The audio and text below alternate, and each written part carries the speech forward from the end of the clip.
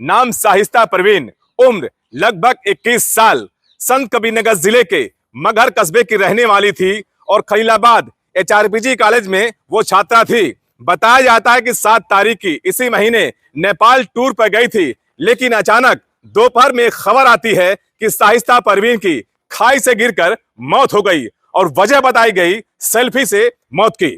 हम पहुंचे हैं संत कबीरनगर जिले के मगहर कस्बे में और पूछेंगे परिजन से कि आखिर पूरा मामला क्या है। तो चलिए आपको दिखाते हैं इस पूरी खबर पर एक रिपोर्ट।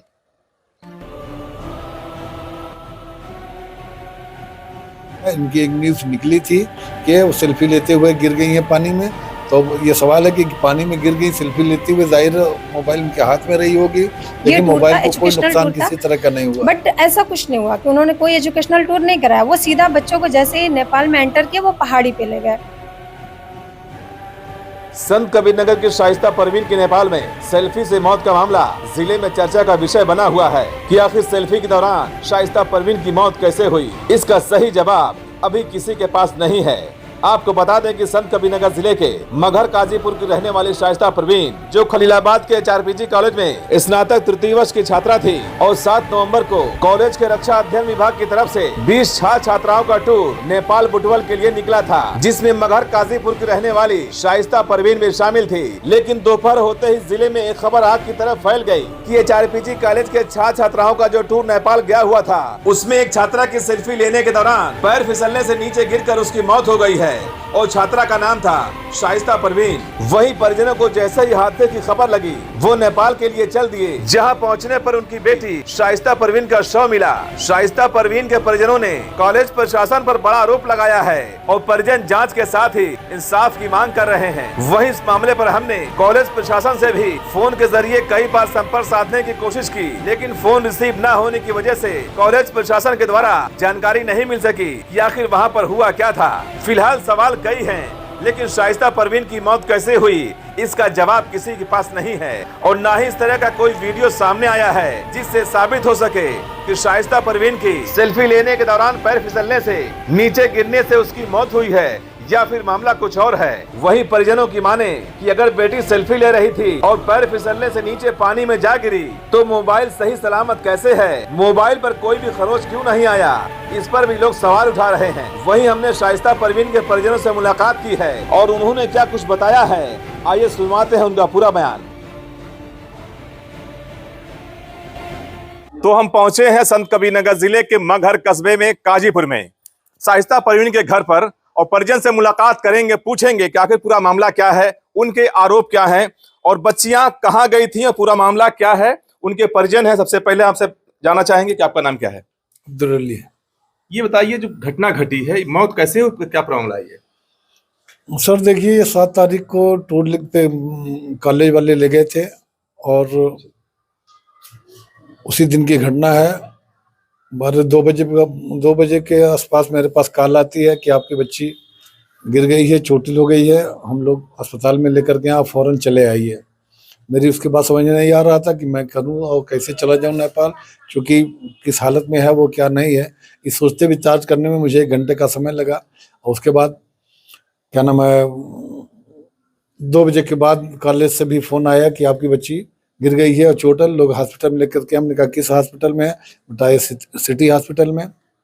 हमने एक दोस्त को फ़ोन किया जो टांडा के हैं, वो आए, रहमान भाई उनका नाम है, और फिर उनकी गाड़ी में हम लोग नेपाल के लिए गए। वहाँ जगह गए तो देखा कि लड़की मृत पड़ी थी।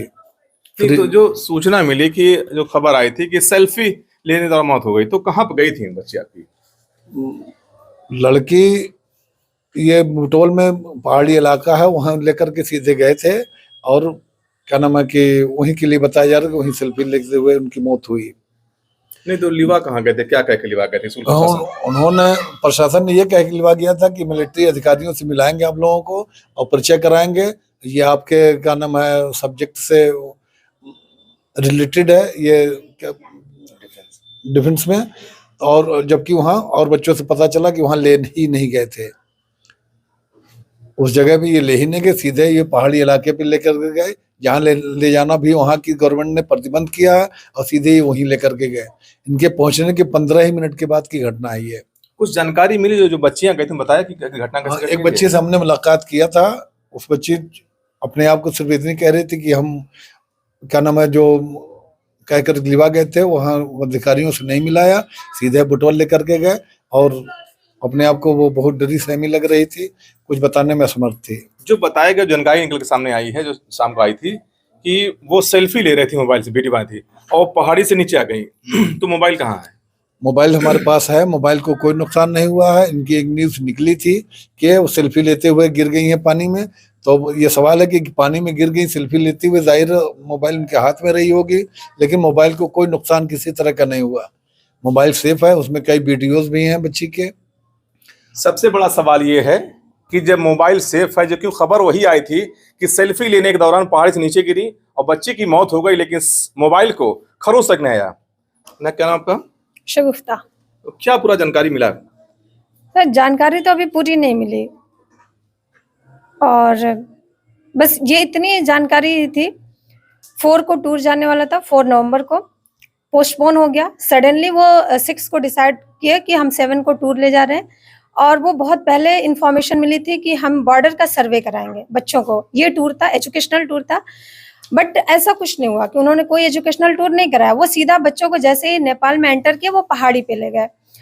21 बच्चों का टूर था, 21 बच्चे थे, और जिसमें से 2 टीचर थे, डॉक्टर अमित मिश्रा और एक तेज प्रताप। दोनों ही बहुत ही जिम्मेदार टीचर, इन्होंने बहुत ही अपनी जिम्मेदारी निभाई। जो डॉक्टर अमित मिश्रा थे, ये अपनी बेटी को लेकर गए थे टूर पे। मुझे इससे नहीं फर्क पड़ता, वो अपनी बेटी को लेकर गए, इट्स ओके, बट उन्होंने बच्चों का इतना ध्यान रखा कि उस टाइम बच्चे कहीं और थे, टीचर कहीं और थे। टीचर कहीं ऊंचाई पे, कहीं पहाड़ी पे, वो अपना एंजॉय कर रहे थे उस मोमेंट को, और बच्चे जो है, वो बच्चे तो होते ही हैं चंचल, वो अपनी चीजें देख रहे थे। और उसी टाइम जो है वो मेरी बहन को ऐसी कोई इन्फॉर्मेशन नहीं दी गई थी, स्कूल वाले ने कोई गाइडलाइन नहीं जारी की थी कि हम कहाँ पे टूर ले जा रहे हैं, कैसे ले जा रहे हैं, हमें किस एरिया में जो है वो घूमना है, नहीं घूमना है, कुछ भी उन्होंने नहीं बताया बच्चों को।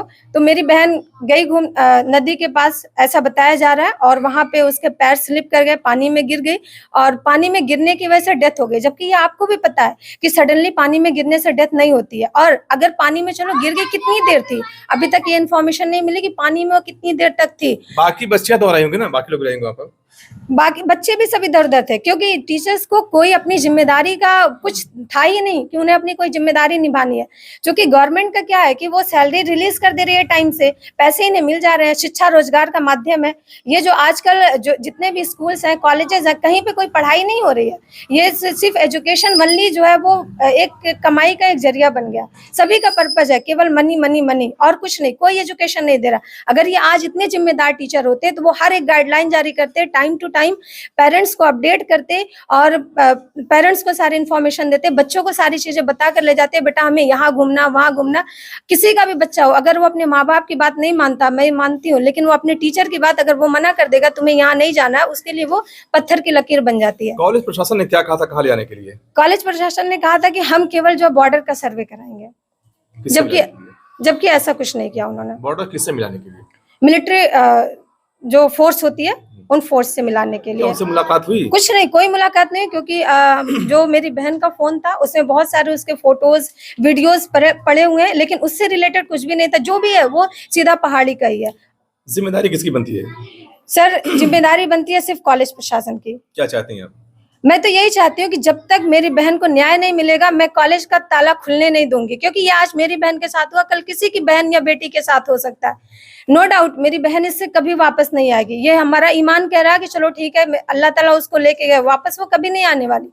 बट ये है कि अगर ये कॉलेज वाले इस तरह इतनी जिम्मेदारी के साथ अपना काम करते रहेंगे, चाहे वो प्रिंसिपल हुआ, चाहे वो कॉलेज का डायरेक्टर हुआ, या कॉलेज के टीचर हुए, अगर वो अपनी जिम्मेदारी इतनी ही जिम्मेदारी पूर्वक अपनी जिम्मेदारी निभाएंगे, तो आज ये मेरी बहन के साथ हुआ, कल किसी की भी बहन या बेटी के साथ हो सकता है। आप क्या चाहते हैं?